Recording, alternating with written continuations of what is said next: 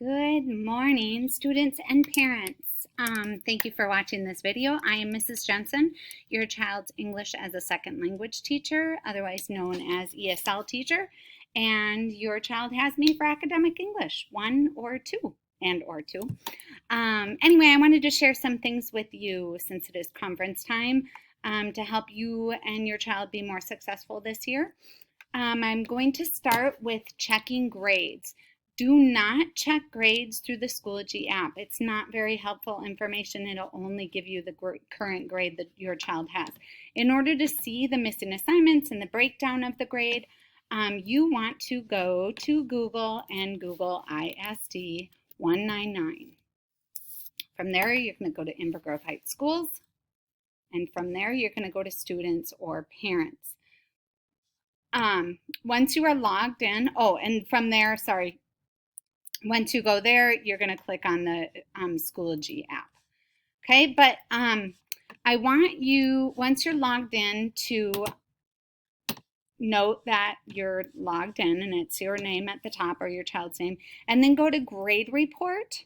From there, you'll see all your child's classes, and then if you press on each individual one, this one's a good example. It'll show you your child's current grade and then any missing work that they have that are causing whatever grade they're getting.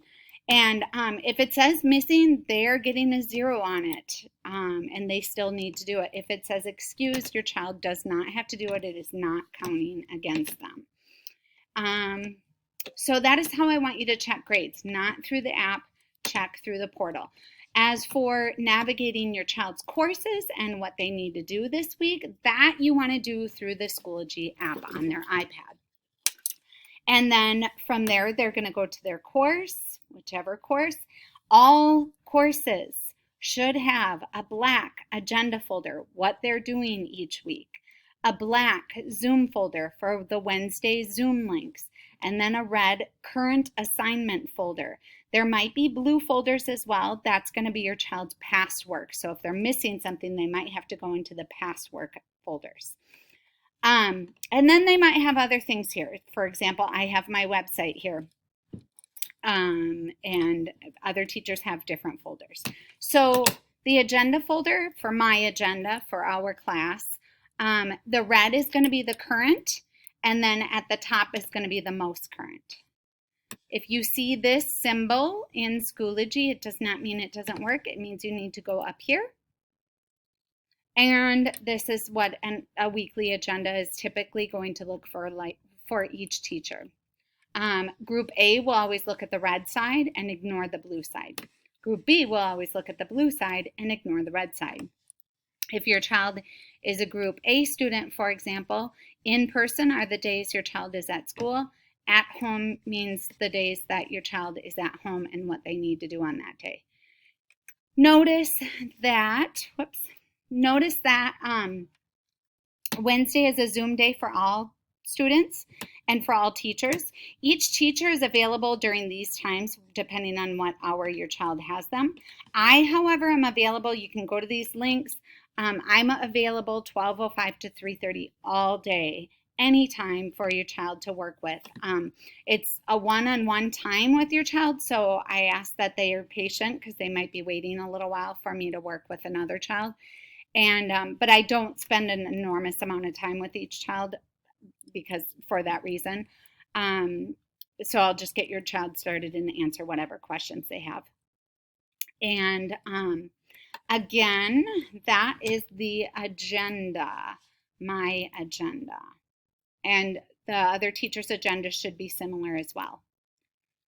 The Wednesday Zoom information folder should contain this document, and it just kind of has Zoom reminders in English and Spanish, and then the Zoom link is there as well. And then every teacher should also have a red current assignment folder. You'll notice that these are past assignments. You will notice that this week has 2 assignment folders because we have this additional week this week that's at home. So your child is responsible for doing all of them.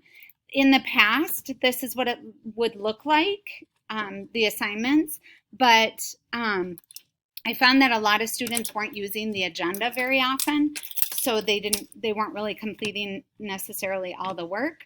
So I made it a little bit more user friendly to go through the checklist in the weekly folder, and your child will have to complete them in order. So they'll have to complete this in order to complete this, and so on. This check mark will turn green as soon as your child has completed it.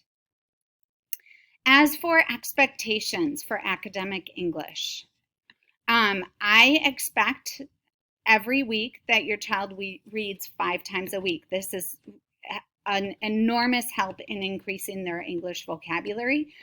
I'm expecting them to read from Epic every week. Epic is a place where I can monitor their reading and see that they're reading. And it is available from 7 a.m. to 4 p.m. free. It is paid, and I'm not encouraging you or asking you to pay for it after those hours, so after 4 p.m., typically when your child comes home from school.